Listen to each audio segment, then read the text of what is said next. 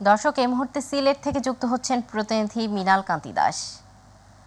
মিনাল, সারা দেশে তীব্র তাপদাহ আর বৃষ্টির জন্য হাহাকার চললেও সিলেটে আবহাওয়া পরিস্থিতি স্বাভাবিক। তো সিলেটের সার্বিক পরিস্থিতি কি কারণে ভিন্ন, কি বলছে আবহাওয়া অফিস, জানাবেন আমাদের।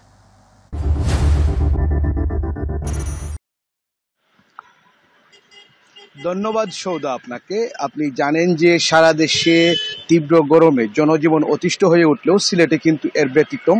সিলেটে কিন্তু শীতল হাওয়া বিরাজ করছে। আমরা অবস্থান করছি সিলেটের ওসমানী মেডিকেল কলেজ এলাকাতে, এবং আমি যদি আপনাদেরকে এখানে জানানোর চেষ্টা করি এবং আপনার মাধ্যমে যদি মাই টিভির দর্শকদের জানাতে চাই, সারা দেশে তীব্র তাপদাহ থেকে মুক্তি পেতে কিন্তু জেলায় জেলায় চলছে বিশেষ নামাজে অংশ নিয়ে জনজীবনে প্রশান্তি আনতে বৃষ্টির জন্য মুনাজাত করছেন বিভিন্ন বয়সী মানুষ।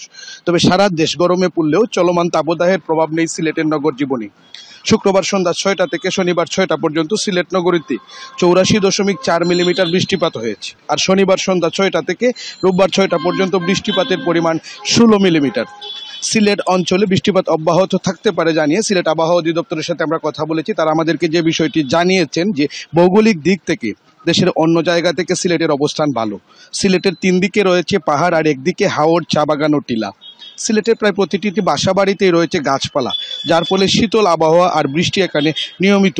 তবে আরেকটি বিষয় আমি আপনাদেরকে জানিয়ে রাখি, যারা সিলেটের সচেতন মহল রয়েছেন তাদের সাথে আমরা কথা বলেছিলাম। তারা আমাদেরকে যে বিষয়টি জানিয়েছেন, যদি গাছ কাটা বন্ধ করা না হয় এবং সিলেটের যারা পাহাড় টিল্লা রয়েছে সেগুলো কাটা থেকে যদি বিরত থাকা না হয়, তাহলে কিন্তু সিলেটের অবস্থানও অন্যান্য জেলার মতো হবে।